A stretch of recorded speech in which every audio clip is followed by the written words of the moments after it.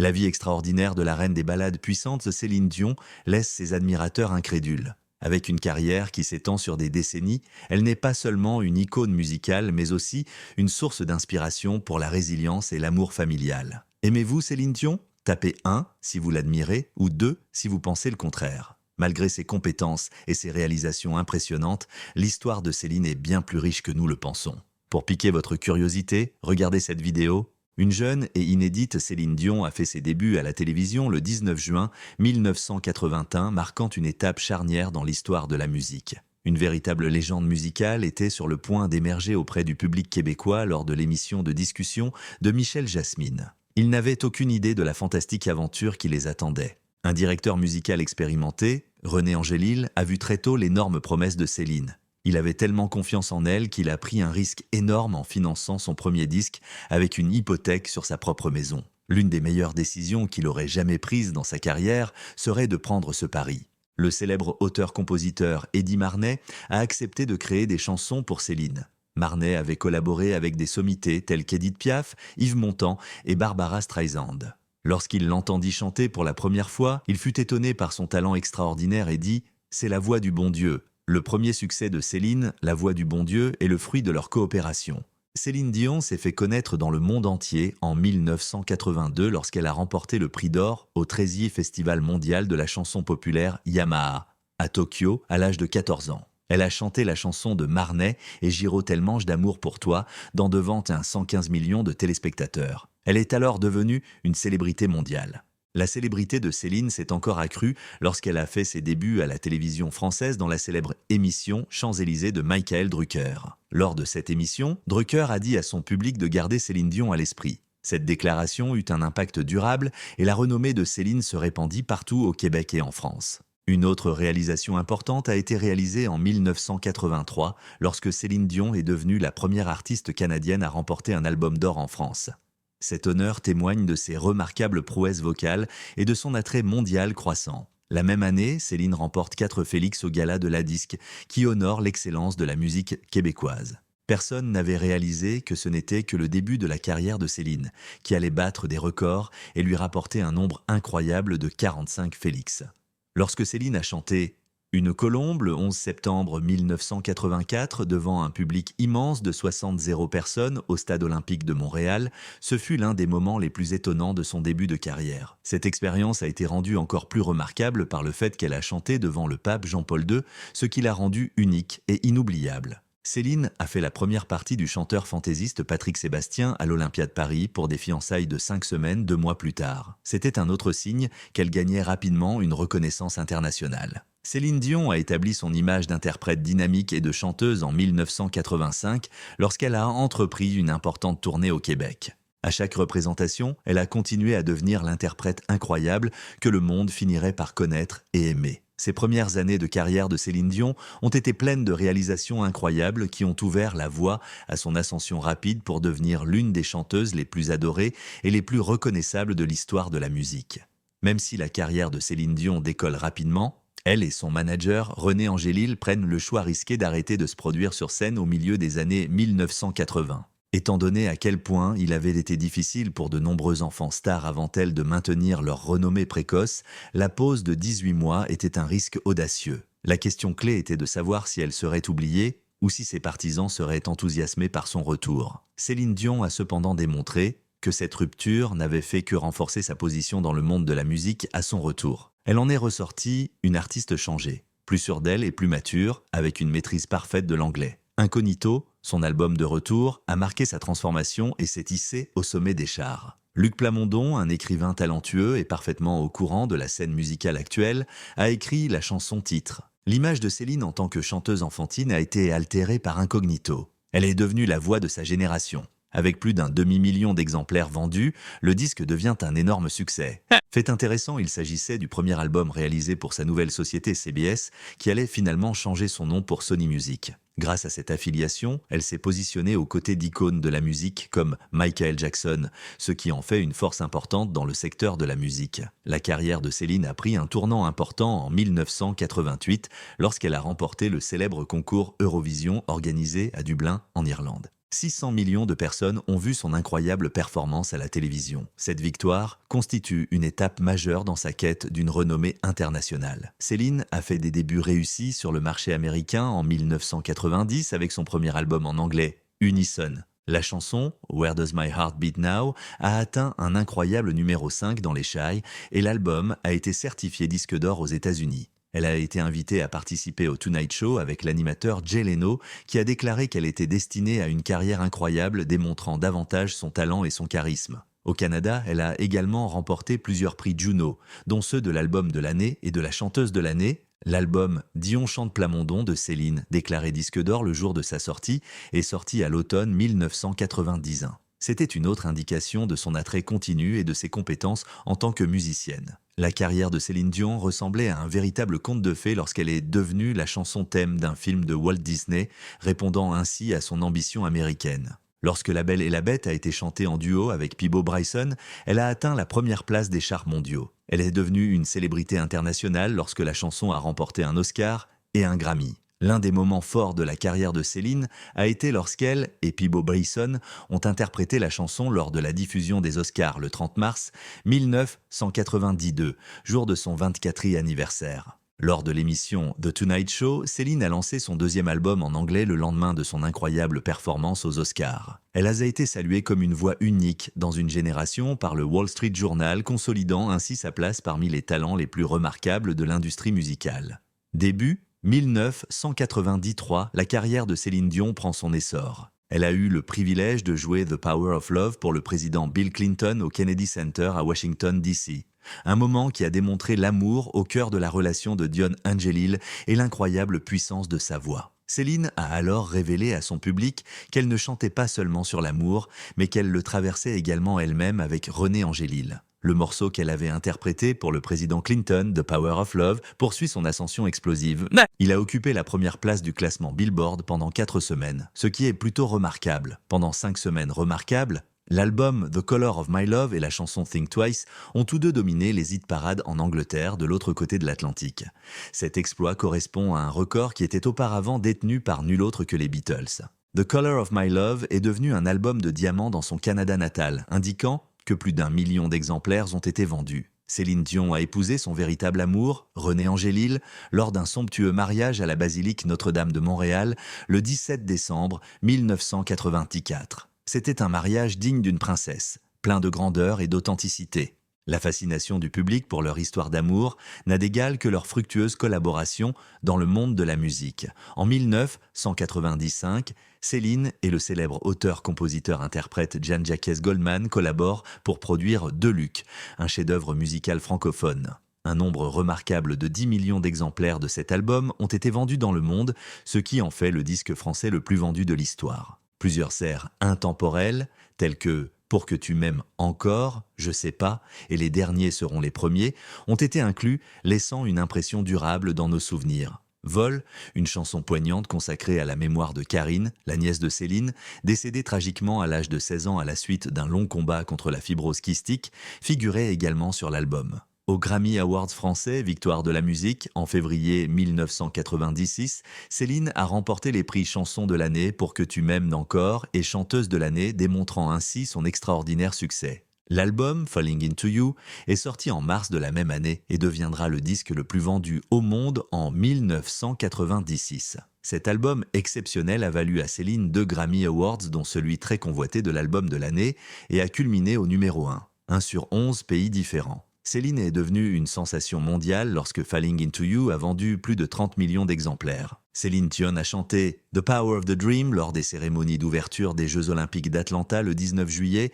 1996, marquant ainsi l'apogée de sa carrière. Elle est devenue la chanteuse la plus connue au monde après sa performance historique, qui a été vue par un nombre incroyable de 3,5 milliards de personnes dans le monde. Elle témoigne de son extraordinaire talent et de sa popularité à l'échelle mondiale. Céline Dion est devenue la première interprète à chanter 2 chansons aux Oscars en mars 1997, poursuivant ainsi sa série de réalisations exceptionnelles. La chanson titre du film Up Close and Personal, Parce que tu m'aimais, était sa première performance. L'événement qui a le plus démontré ses nerfs d'acier, cependant, a été lorsqu'elle a remplacé de manière inattendue Nathalie Cole blessée en chantant la chanson titre du film Le Miroir à deux visages, J'ai enfin trouvé quelqu'un. Son professionnalisme et son élégance ont été démontrés par son remplacement rapide sous la contrainte. Les Bee Gees, Carole King, Sir George Martin, Barbara Streisand, Luciano Pavarotti et d'autres icônes de la musique ont collaboré au 18 album de Céline, Let's Talk About Love, sorti en novembre 1997.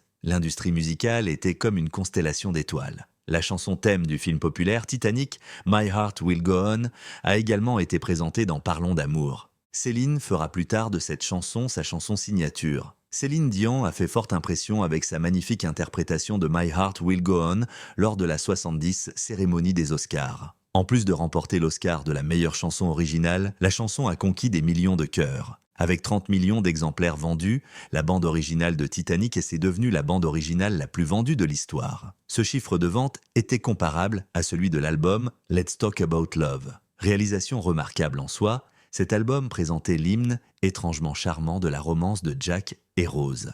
L'album, c'est le Suffice de mi, coproduit par Céline et son proche compagnon Jean-Jacques Goldman, et publié en février 1998.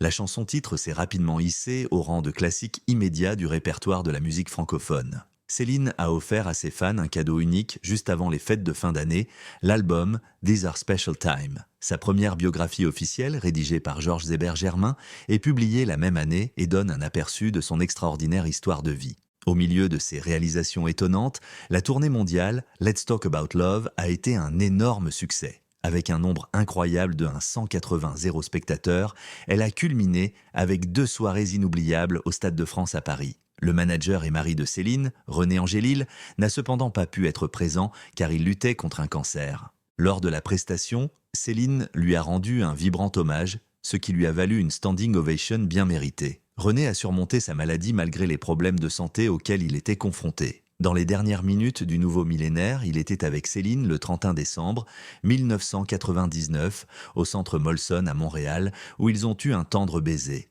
Avec son incroyable performance, Céline a franchi une étape importante avant de prendre des vacances bien méritées, couronnant 10 années de réalisations incroyables et de succès généralisés. Le 25 janvier 2001, Céline Dion acceptait le poste le plus important de sa vie, la maternité. Lorsque René Charles Angélil, pesant 6 délibés, 8 onces, fut livré à 1h du matin, Céline et René furent de fous de joie. Un peu plus d'1 an plus tard, Céline entame une nouvelle phase musicale de sa remarquable carrière. L'album A New Day Has Come qu'elle a publié a été un énorme succès. Dans 17 pays, dont le Canada, la France, les États-Unis, le Royaume-Uni et l'Australie, l'album s'est hissé au sommet des charts, démontrant l'attrait continu de Céline à l'échelle mondiale. Toujours en rêve, René Angélil imagine un autre projet audacieux que seule Céline pouvait réaliser. Il a créé pour elle un tout nouveau spectacle dans un théâtre Caesars Palace de 4-0 places à Las Vegas. Il s'agissait d'une résidence, Céline se produisant 5 soirs par semaine pendant au moins 3 ans.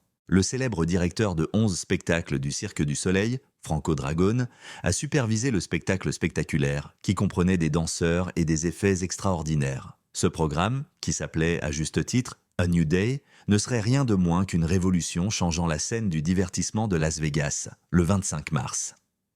2003 a eu lieu le lancement de A New Day, qui a duré près de 5 ans jusqu'à se terminer le 15 décembre 2007. Plus de 700 représentations de Céline ont affiché complet pendant cette période, gagnant plus de 3 millions de fans. Le pari de René s'est une nouvelle fois bien déroulé. À l'heure actuelle, Céline Dion Live in Las Vegas est le seul DVD musical certifié triple platine au Canada. Céline Dion a maintenu sa production exceptionnelle lorsqu'elle résidait à Las Vegas. A New Day, Live in Las Vegas, les albums concept Miracle et d'elle, la collection On ne change pas, Taking Chance, One Heart, Une fille et Fourtip, et bien d'autres figuraient parmi les albums qu'elle a pu sortir. Céline a démontré sa polyvalence en tant qu'artiste en choisissant de participer à un hommage à l'un des meilleurs compositeurs de cinéma, l'italien Ennio Morricone, aux Oscars le 25 février 2007, sa 5e apparition lors de sa résidence à Las Vegas. Peu de temps après avoir dit au revoir à Las Vegas, Céline s'est lancée dans une nouvelle aventure mondiale. Elle a commencé sa tournée mondiale en Afrique du Sud le 14 février 2008, puis s'est rendue en Asie, en Australie, en Europe, au Canada et aux États-Unis. Avec des escales dans 93 villes, 23 pays et 5 continents, la tournée a attiré 3 millions de spectateurs. La tournée nord-américaine de 2008 était la deuxième plus lucrative. Dans le film Céline à travers les yeux du monde, la tournée est décrite comme une aventure familiale. Céline et ses proches ont été suivis par les téléspectateurs à chaque étape de cette incroyable tournée. Céline a reçu de nombreux éloges, comme en témoigne le succès du DVD qui l'accompagne au sommet des charts au Canada, aux États-Unis et au Royaume-Uni. Lors d'un événement spécial commémorant le 400e anniversaire de la ville de Québec, Céline s'est produite triomphalement le 22 août 2008 devant 250 personnes rassemblées sur les plaines d'Abraham. Son envie de chanter aux côtés de l'une de ses idoles préférées de tous les temps s'est concrétisée lors de cette occasion mémorable qui lui a également donné l'occasion de réaliser plusieurs duos avec ses invités aux spéciaux. Cette occasion était encore un autre sommet de son extraordinaire carrière. Un chapitre important de la vie de Céline Dion, l'artiste féminine la plus vendue de l'histoire, s'est produit en 2010.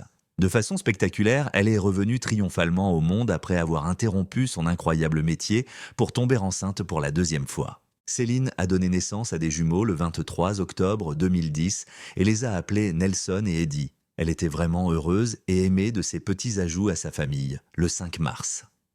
2011, les jumeaux ont été baptisés lors d'une somptueuse cérémonie à Las Vegas 10 jours avant le retour tant attendu de Céline au Coliseum du Caesars Palace. Occasion très attendue, le retour de la diva sur scène n'a laissé tomber personne. Ken Ehrlich, célèbre producteur des Grammy Awards, a supervisé la toute nouvelle performance de Céline. Son statut d'icône de Las Vegas a été réaffirmé lorsque son deuxième passage au Colosseum a battu tous les records du box-office. Dans la Bible de l'industrie nord-américaine du concert, le Billboard Box Score, le spectacle a atteint le sommet. Le regretté Henri Salvador, Johnny Hallyday, Jean-Pierre Ferland et d'autres légendes de la musique francophone ont chanté en duo sur le nouvel album de Céline, Sans attendre, publié en novembre 2012. Certifié diamant en France, ce disque accomplit l'incroyable exploit d'être l'album le plus vendu de l'année au Québec.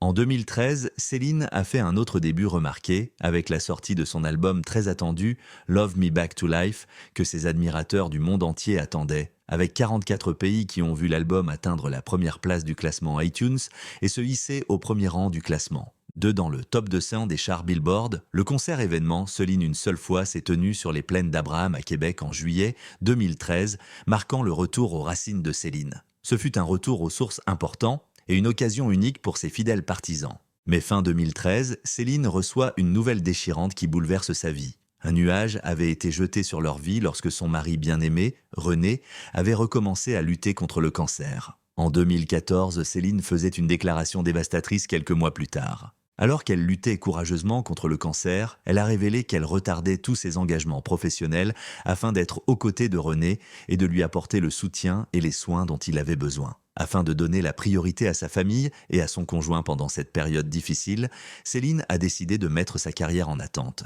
Il était au chevet de René depuis plusieurs mois lorsque celui-ci lui fit une demande qui émut Céline. Il souhaitait qu'elle revienne sur scène. Il aurait souhaité qu'elle chante encore une fois. Alors qu'elle reprenait sa résidence au César Palace, Céline, qui est une diva la nuit et une mère, épouse et soignante, dévouée le jour, a montré son dévouement éternel envers sa famille et la musique qui l'a rendue célèbre. L'année 2016 a été une période de grande tristesse et d'épreuve pour Céline Dion. René Angélil, l'impresario le plus célèbre du monde et son mari bien-aimé, est décédé le 14 janvier 2016. À l'annonce de son décès, des millions et des millions de followers dans le monde ont exprimé leur tristesse. Bien qu'il soit resté principalement à l'arrière-plan, René a été un élément important de la communauté, non seulement en tant que manager, mais aussi en tant qu'homme chéri par beaucoup. Son impact sur la carrière de Céline et son engagement à conquérir ses fans était légendaire. 2 jours plus tard, le frère de Céline, Daniel, mourut également, le destin lui infligeant ainsi un double coup. Le 22 janvier, René Angélil a eu des funérailles nationales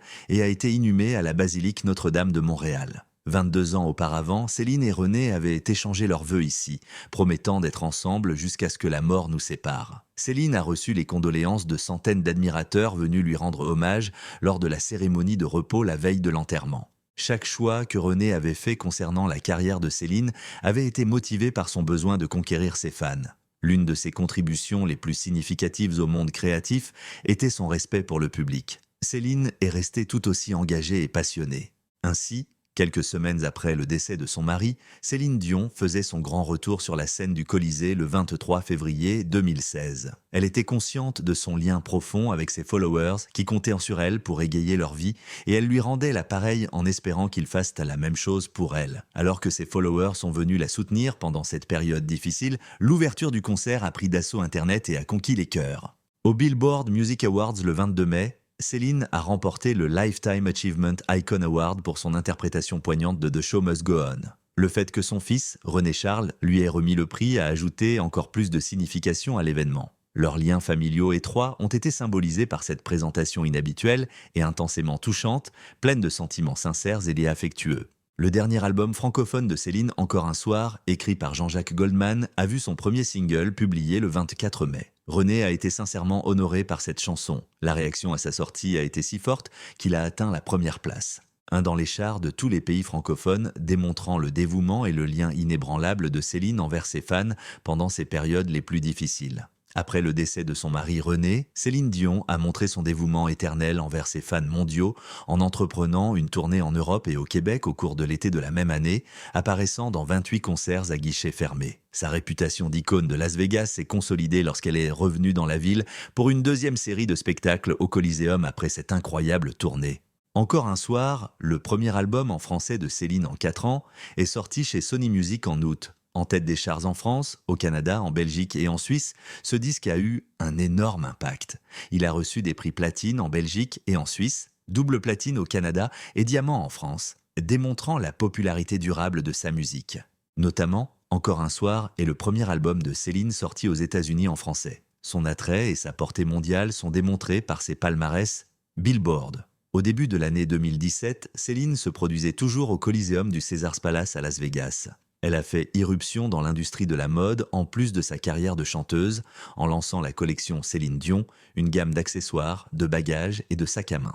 Céline a chanté la chanson « How Does a Moment Last Forever » sert également de chanson thème au remake en direct de La Belle et la Bête, renforçant son affinité pour l'industrie cinématographique et sa capacité à émouvoir les auditeurs avec sa musique. Donatella Versace a créé le superbe ensemble que Céline portait au prestigieux Met Gala à New York en mai. En l'honneur du 20e anniversaire du film Titanic, elle a fait une apparition spectaculaire au Billboard Music Awards plus tard dans le mois, interprétant sa chanson à succès My Heart Will Go On avec un grand impact. C'était un hommage émouvant à l'influence durable de la chanson et du film sur les téléspectateurs du monde entier. Prenant des vacances, après sa résidence à Las Vegas, Céline a effectué une tournée en Europe et au Royaume-Uni à l'été 2017, vendant 25 de ses concerts dans 15 endroits. En tant qu'interprète la plus rentable dans toutes les salles du Royaume-Uni, Céline a battu des records tout au long de sa tournée, ce qui en a fait un énorme succès. L'appréciation critique de ses performances a confirmé sa place de star de la musique du monde. Céline a encore consolidé sa réputation de pilier de Las Vegas en retournant au Caesars Palace pour une nouvelle série de concerts fin 2017 après sa tournée européenne réussie. Les chansons de Céline ont été incluses dans la bande originale de Deadpool 2 en mai 2018. Le clip officiel réalisé par David Leitch pour la chanson Ashes a également été publié. La vidéo a été tournée au Coliseum du Caesars Palace, où Céline présente son spectacle en résidence à Las Vegas. Il met en valeur l'influence continue de Céline sur la culture pop et sa capacité à s'engager auprès des nouvelles générations de fans. Céline Dion a effectué une tournée de 2 mois dans la région Asie-Pacifique, en Australie et en Nouvelle-Zélande cet été après son retour victorieux sur scène. Elle n'était pas venue dans la région depuis 20 ans, cette excursion a donc été un tournant majeur. Les performances de Céline ont touché une corde sensible auprès des fans du monde entier. Et le public de ces régions l'a accueilli avec enthousiasme. En septembre 2018, suite à cette tournée, Céline retourne au Coliseum du Caesars Palace. Durant cette période, elle fait une annonce déchirante. Céline at the Coliseum, son deuxième spectacle au Coliseum, cessera le 8 juin 2019, plus de 15 ans après le début de sa première résidence acclamée par la critique à Las Vegas. Ainsi s'achève un chapitre majeur de sa remarquable carrière qui avait fait d'elle une star de Las Vegas. Céline a fait ses débuts dans la mode en novembre 2018 lorsqu'elle s'est associée à Nounounous, une entreprise de vêtements pour enfants, pour présenter C'est les Nounounous, une nouvelle ligne de mode pour enfants. La palette de couleurs de base et les designs neutres de cette marque reflètent la vision progressiste de Céline et son engagement à dissiper les idées préconçues en matière de genre. L'année 2019 devait marquer un tournant dans la carrière de Céline. En reconnaissance de sa beauté intemporelle et de son impact dans les secteurs de la mode et des cosmétiques, elle a été nommée nouvelle ambassadrice mondiale de L'Oréal. Flying on My Own est une chanson positive et inspirante du prochain album de Céline qu'elle a sorti après sa dernière performance dans la ville, couronnant son illustre séjour à Las Vegas. 3 mois plus tard, le 18 septembre, la province natale de Céline, le Québec, accueillait le début de la très attendue tournée mondiale Courage. Cette tournée était un effort énorme qui a duré jusqu'à l'automne 2020 et a couvert près de 100 lieux dans le monde. Les fidèles fans de Céline étaient des ravis d'avoir la chance de revoir sa performance live. Céline a sorti Courage, son premier album en anglais en 6 ans, le 15 novembre. Cet album varié, qui comprenait des singles comme Imperfections, Lying Down et la chanson titre Courage, reflétait la nouvelle orientation artistique de Céline. Toutes ces chansons ont été publiées le jour même où elle a commencé sa vaste tournée mondiale, renforçant ainsi sa réputation de légende musicale qui n'a jamais cessé de changer et de captiver les auditeurs avec sa voix forte et sa gamme émotionnelle nuancée. En tant que dame de destin, Céline Dion se consacre à sa carrière d'artiste d'enregistrement et d'interprétation depuis plus de 35 ans. Parce qu'elle possède l'une des voix les plus fortes et les plus poignantes du monde de la musique populaire, elle est devenue une légende. Elle chante avec le cœur et engage profondément les gens avec sa musique, qui se distingue par son honnêteté et sa profondeur émotionnelle. Céline a eu une influence incalculable sur l'industrie musicale et son parcours est aussi simple et authentique que ses capacités artistiques. Que pensez-vous de la vie de Céline Dion ? Dans l'espace prévu ci-dessous, veuillez partager vos réflexions. Nous espérons que cette vidéo vous a été utile. Si vous l'appréciez, n'oubliez pas de vous abonner à la chaîne, de la liker et de la partager. J'espère que cela vous plaira et je vous verrai dans les prochaines vidéos. Au revoir.